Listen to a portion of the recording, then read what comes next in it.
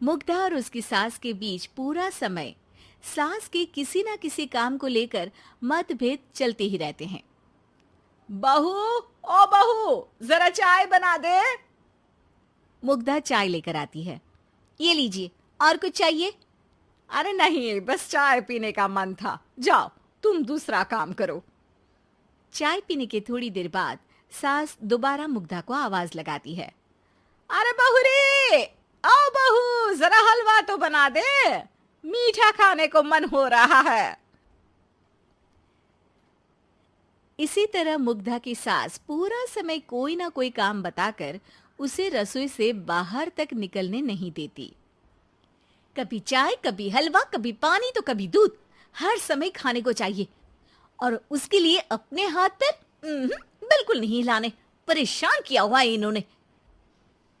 सास की जबरदस्ती परेशान करने की आदतों से दुखी मुग्धा एक शाम सचिन के साथ अपने कमरे में बैठी हुई बात कर रही होती है।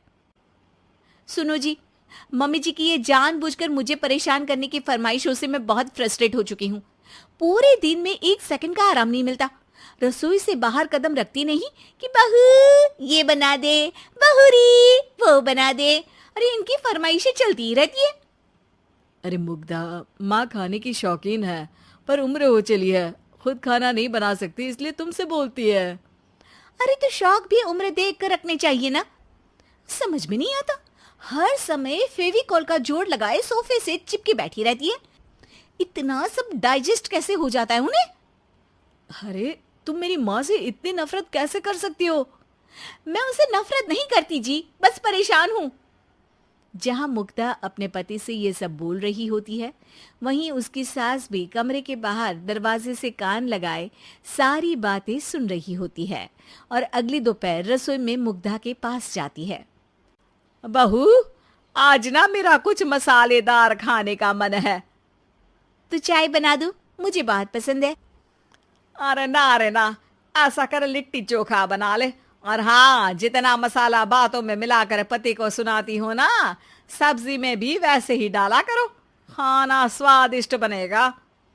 सास की बात सुनकर मुग्धा हैरान रह जाती है। मतलब अब पूरा समय मुझ पर हुक्म चलाने के साथ बंद कमरे में हुई पति पत्नी की बीच की बातें भी सुनती है? अरे बात जब मेरी थी तो सुनने में क्या दिक्कत है? ये कहकर सास वहां से चली जाती है। अरे अब तो हद पार हो गई। इस तरह से तो ये मेरा जीना मुश्किल कर देंगी। मुग्धा सास की हरकतों से परेशान उसका हल सोचने लगती है और इसी तरह कुछ दिन बीत जाते हैं, जिसमें सास का जन्मदिन आता है। मुग्धा बहुत खुशी के साथ अपनी सास को एंड्रॉइड मोबाइल गिफ्ट करती है। मम्मी, आपको सबसे बात करने के लिए बहुत दिक्कत होती है ना? कभी सचिन तो कभी मुझे बोलना पड़ता है, पर इस मोबाइल से आपको कोई दिक्कत नहीं होगी। एक जगह बैठे बैठे बहुत कुछ कर सकती हैं अब आप। मोबाइल देख सासू माँ खुश हो जाती है, पर उसे इस्तेमाल करना तो आता नहीं, इसलिए साइड में रख देती है। जिसे देख मुग्धा घर का सारा काम छोड़ मोबाइल सेट कर सास को इस्तेमाल करना सिखाने लगती है, जिसके बाद अब सास पूरा समय मोबाइल में ही लगी रहती है। हाय, जब से मम्मी को मोबाइल मिला है मेरी लाइफ में कितनी शांति आई है। अच्छा है, इसी तरह बिजी रहे तो मैं भी सुकून की जिंदगी जी पाऊंगी। अब मुग्धा जब मन करे काम करना, जैसा चाहे वैसा खाना बनाकर खाना, पूरा समय रिलैक्स और खुश रहने लगती है। क्या बात है, आजकल तुम बहुत चहक रही हो। अरे मम्मी जी से छुटकारा जो मिला है, अब ना फरमाइशें ना छुप छुप कर बातें सुनना। अच्छा, तो मोबाइल गिफ्ट करने की ये स्कीम थी। इसी तरह दिन बीतते हैं और अब मोबाइल पर लगी सास फरमाइशों की जगह सवालों के लिए बहू को आवाजें लगाना शुरू कर देती है। अरे बहू सुन तो, देख जरा किसी का फोन क्यों नहीं मिल रहा? रिचार्ज खत्म हो गया है, पर अभी 4 दिन पहले ही तो मैंने किया था। इतनी जल्दी कैसे खत्म हो गया? अरे मैंने कल तेरी कनाडा वाली मौसी सास से 3 घंटे बात की थी ना। क्या? इतना महंगा तो मोबाइल भी नहीं आया जितना महंगा इसका रिचार्ज पड़ रहा है। इसके बाद तो जैसे मुग्धा के दिन के 24 घंटे में से 20 घंटे सास के पास उनके मोबाइल रिलेटेड प्रॉब्लम सॉल्व करने की ड्यूटी ही बन जाती है। अरे मुग्धा, ये मोबाइल में अचानक तेरी मौसी सास की शक्ल क्यों दिखने लगी? और ये तो हिल भी रही है। मम्मी, ये गूगल डुओ का वीडियो कॉल है। इसमें आप बात करने के साथ एक दूसरे की शक्ल भी देख सकती हो। अच्छा, ये तूने मुझे पहले क्यों नहीं बताया? अब बताने के लिए पहले नहीं बताया।